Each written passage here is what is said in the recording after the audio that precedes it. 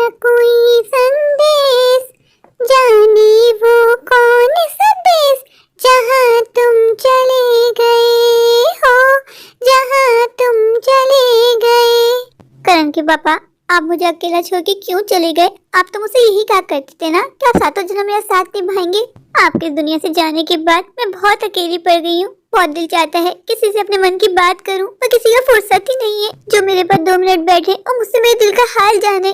पहले तो कभी कभी करण अर्जुन मेरे पास आके बैठ जाया करते थे, उससे बातें किया करते थे, पर जब से मैंने दोनों की शादी की है, दोनों अपनी पत्नी और बच्चों के होके रह गए। किसी को मेरी चिंता ही नहीं है। शाम को दोनों जब लौट कर ऑफिस से आते हैं, मुझे एक आस होती है शायद कोई बच्चा मेरे पास आके बैठे और पूछे माँ कैसी हो, पर ऐसा होता ही नहीं है। दोनों ऑफिस से आते ही अपने अपने कमरों में घुस जाते हैं। सारा सारा दिन मैं अपने कमरे में अकेली पड़ी रहती हूँ। रात का खाना भी अपने कमरों में खा लेते हैं, इतना तक नहीं होता कि माँ के साथ बैठ के ही खा लें। अब जिंदगी से मेरा मन भर गया है, मुझे अपने पास बुला लो, मुझे और नहीं जीना।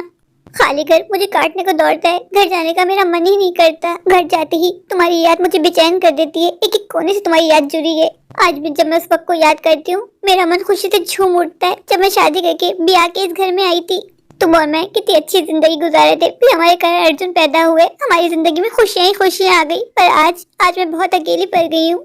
आप मुझे इतनी जल्दी क्यों छोड़ के चले गए जी?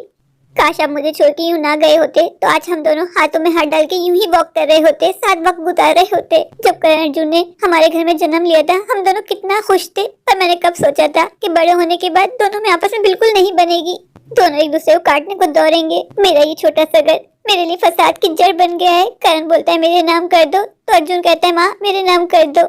और मेरी तो आखिरी ख्वाहिश यही है कि घर में कभी ना बेचूं, इससे तुम्हारी यादें जुड़ी हैं। तुमने कितनी मेहनत करके मेरा ये घर बनाया था, और आज ये बच्चे ये घर बेचना चाहते हैं, अपना अपना हिस्सा लेना चाहते हैं। पता नहीं बहू अभी तक जागी भी होगी या नहीं। मुझे बहुत जोरों की भूख लग रही है, मेरा दवाई का टाइम भी हो गया है। सासू माँ, आप इतनी सुबह सुबह कहाँ चली जाती हैं? आपके सैर सपाटे खत्म ही नहीं होते। बहू मैं सैर सपाटे करने नहीं गई थी, तुम्हें पता है ना कि डॉक्टर ने कहा है कि वॉक किया करो। तुम तो सोई पड़ी होती हो, 3-3 बजे होश आता है। मैं घर में अकेली बोर हो जाती हूँ। अच्छा ये बताओ खाने में क्या बनाया? सासू माँ आप कैसी बातें कर रही हैं? अभी मैंने नाश्ता तक नहीं किया और आपको अपने खाने की पड़ रही है। बहू घर गृहस्थी ऐसे नहीं चलती, तुम्हें सुबह उठने की आदत डालनी होगी। मुझे मत सिखाइए कि घर गृहस्थी कैसे चलती है। और आप हट्टी खट्टी हैं, अपने पाँव पे खड़ी हैं, आप अपना काम तो कर ही सकती हैं। मैं आपकी नौकरानी नहीं हूँ। बहू अगर तुम मुझे 2 वक्त का खाना दे दोगी तो क्या तुम मेरी नौकरानी बन जाओगी? बहू मैं सारी उम्र काम किया है, अब मुझसे काम नहीं होता।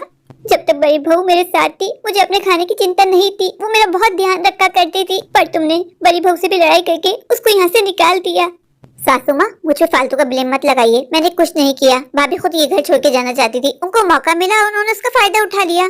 नहीं बहू, बड़ी बहू ऐसी नहीं है, उसने मेरा बहुत ध्यान रखा है, पर तुम दोनों की कभी बनी ही नहीं।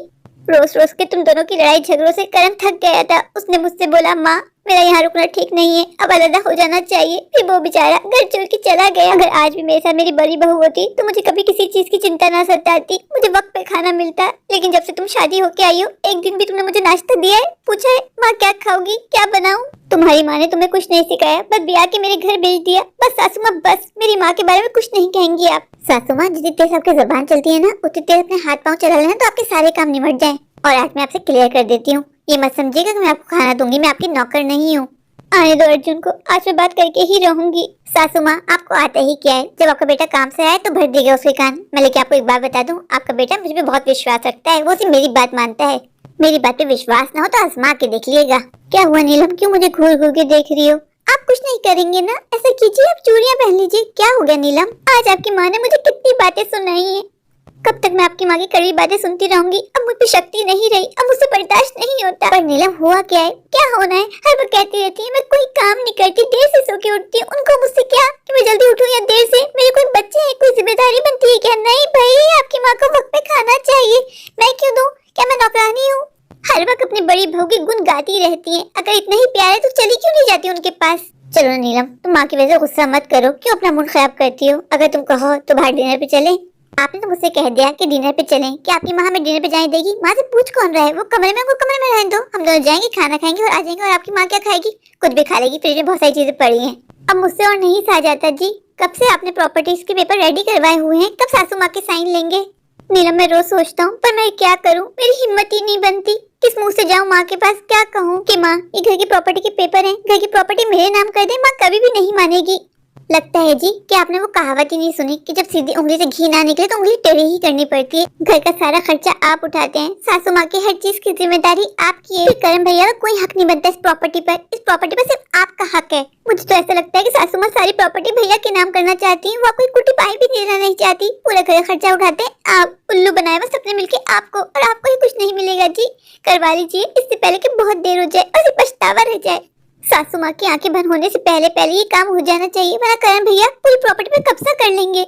नीलम, बात तुम बिल्कुल ठीक कर रही हो। करण भैया वैसे बहुत चालाक हैं, तुम जानती हो।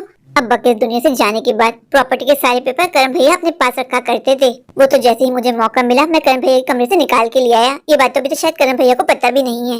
पर क्या फायदा जी ऐसे प्रॉपर्टी के पेपर्स अपने पास रख के जिस पे सासू माँ का साइन ही नहीं है। सासू माँ का साइन होना बहुत जरूरी है। नीलम, अभी तुम सारी चिंता को साइड पे करो, मेरे साथ डिनर पे चलो। मैं 1-2 दिन में ये काम कर लूंगा। 1 हफ्ते बाद।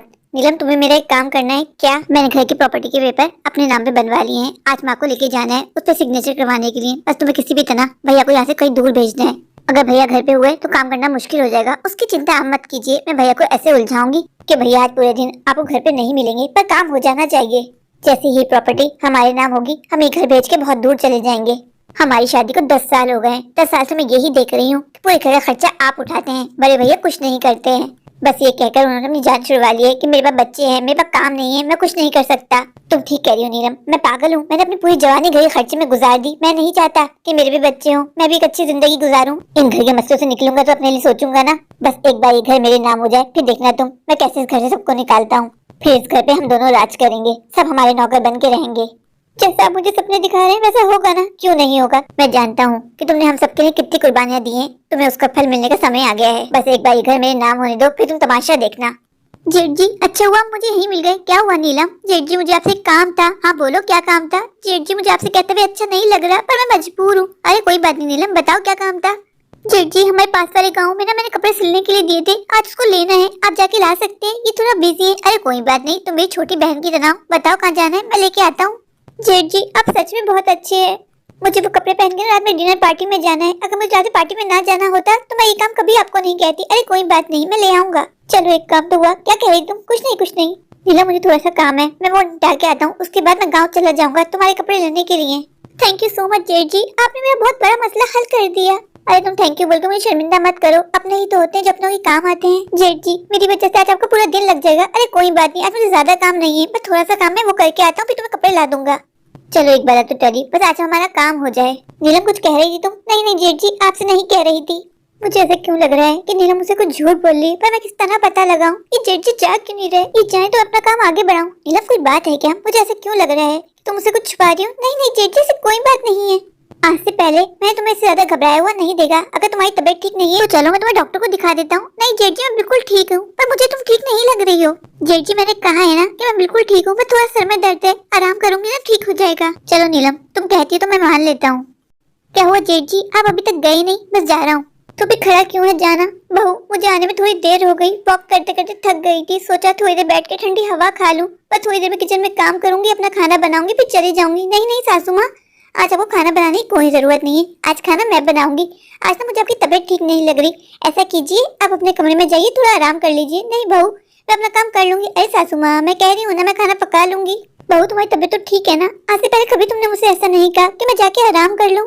वो सासू माँ, तुम क्या वो कर रही हो? सासू माँ, कल रात ना मैं आराम से सो गई थी, मेरी नींद पूरी हो गई, तो सोच रही थी कि आज मैं खाना पका लूं। देख लो बहू, बाद में मुझे बातें मत सुनाना। अच्छा हुआ माँ कि तुम मुझे यहीं मिल गई। क्यों, क्या हुआ अर्जुन? माँ, तुम्हें मेरे साथ चलना होगा। पर कहाँ? माँ, आपको पता है हमारे घर की प्रॉपर्टी ना बहुत खतरे में है। क्या मतलब? माँ, मुझे अपने वकील से पता चला है कि हमारी प्रॉपर्टी के पेपर ना पूरे नहीं है, और बहुत सारे लोग हैं जो कह रहे हैं ये प्रॉपर्टी हमारी है हमारी। ऐसा कैसे हो सकता है?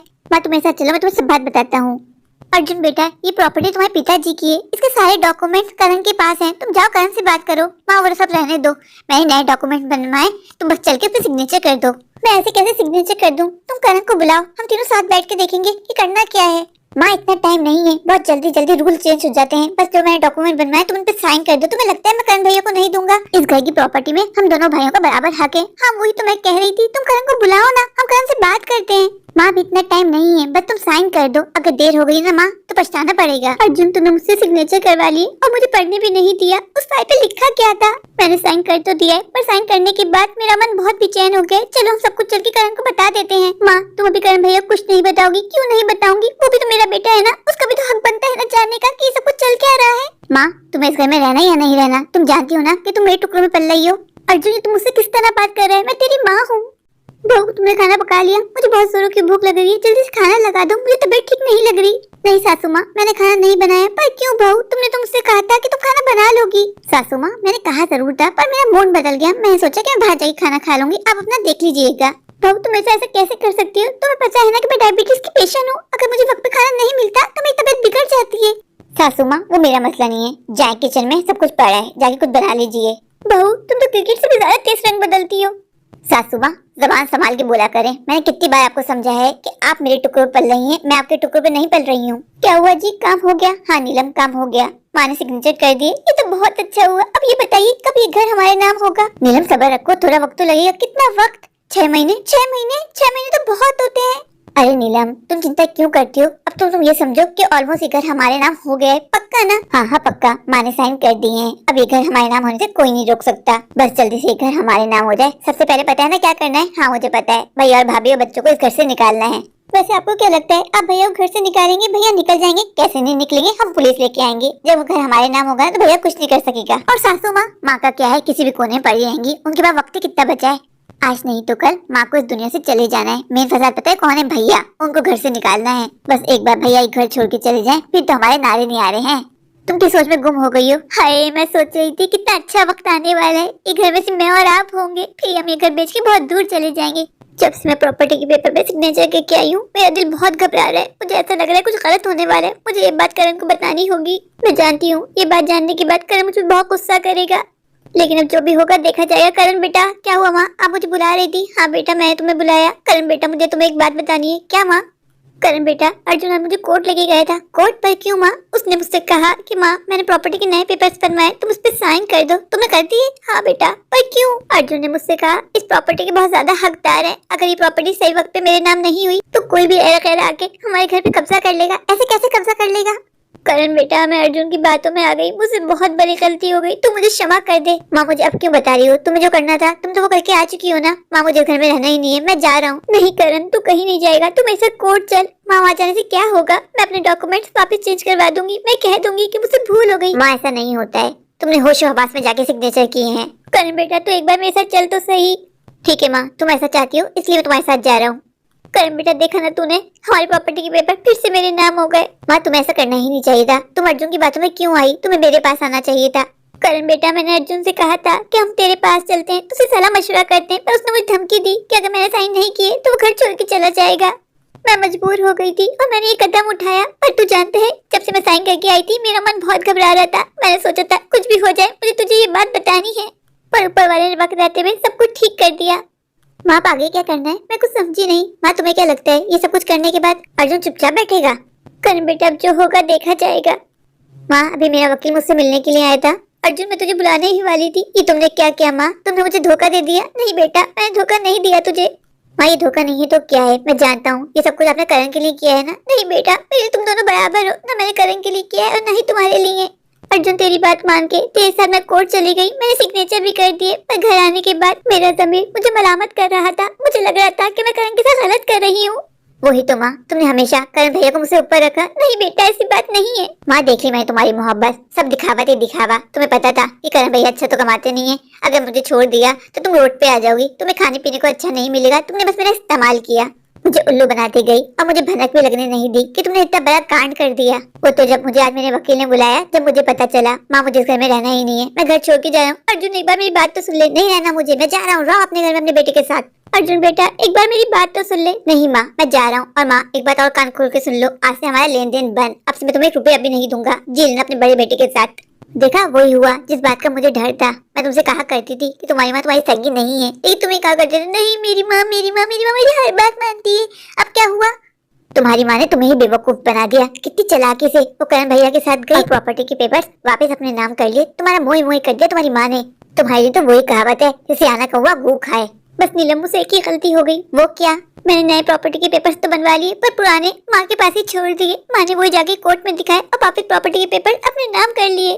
नीलम अपना सामान पैक करो, हम यहाँ नहीं रहेंगे, हम तुम्हारे घर चलते हैं। नहीं, मैं अपने घर नहीं जाऊंगी। आप तो जानते हैं ना मेरी भाभियों को, मेरी भाभियां मुझे ताने दे दे के मार देंगी। करें आप और भुगतूं मैं। नीलम अभी ये सब बातें करने का वक्त नहीं है। मैंने माँ से कह दिया है कि मैं यहाँ नहीं रुकूंगा, मैं घर छोड़ के चला जाऊंगा। पागल हो गए हो तुम? दिमाग से सोचो, अगर तुमने ये घर छोड़ दिया ना तो तुम्हें एक कोटी पाई भी नहीं मिलेगी। नहीं चाहिए मुझे 1 रुपया भी, थूकता हूँ मैं ऐसे पैसे पे। मेरी माँ ने मुझे धोखा दिया ना, मैं अपनी माँ को कभी माफ नहीं करूंगा। वारे कुदरत, जो मुझे इस घर से निकालना चाहते थे आज वही खुद ये घर छोड़ के चले गए। मैं तो आज भी इसी घर की छत के नीचे खड़ा हूँ अपनी माँ के साथ। मैं नहीं जानता था कि अर्जुन के मन में मेरे लिए इतना जहर भरा है। वो इस घर को अपने नाम करके मुझे इस घर से निकालना चाहता था। अब मुझे सारी बातें समझ में आ रही हैं कि नीलम जब मेरे पास आई थी इतनी घबराई हुई क्यों थी। ये सबकी चाल थी, मुझे यहाँ से भेजना चाहते थे ताकि माँ को अपनी बातों में फुसला के कोर्ट ले जाके सिग्नेचर करवा सकें। सारी चालें चलने के बाद भी अर्जुन आज खाली हाथ रह गया। इंसान ये क्यों भूल जाता है कि वो जो भी चाल चलता है ऊपर वाला उसे देख रहा होता है, और कहते हैं ना कि ऊपर वाला बेस्ट प्लानर है। शायद ये सब कुछ होना किस्मत में लिखा था। अगर ये सब कुछ नहीं होता तो अर्जुन का बेहाना चेहरा मेरे सामने कैसे आता। मैंने अर्जुन की आंखों में बचपन से ही अपने लिए नफरत देखी और मैं इस नफरत को मोहब्बत में बदलना चाहता था, पर मैं अकेला क्या कर सकता हूँ जब तो दूसरा बंदा ना चाहे। कहते हैं ना एक हाथ से ताली नहीं बजती। अर्जुन अपनी चालें चलता गया, लेकिन क्या फायदा। देखो आज अर्जुन अकेला रह गया। आज ये घर भी मेरे पास है और मेरी माँ भी। उसकी चाल उसी पे भारी पड़ गई और उसी को ये घर छोड़ के जाना पड़ा। मेरे प्यारे प्यारे व्यूअर्स, अगर आपको मेरी आज की ये स्टोरी अच्छी लगे तो प्लीज मेरे चैनल को लाइक कीजिए, अपने दोस्तों के शेयर कीजिए। हाँ, मेरे चैनल को सब्सक्राइब करना बिल्कुल मत भूलिए। अगर आप लोग मेरे चैनल पर नए हैं और सब्सक्राइब नहीं किया तो अभी जाके सब्सक्राइब कर दीजिए। मुझे ढेर सारा प्यार दीजिए, मुझे सपोर्ट कीजिए। Thank you.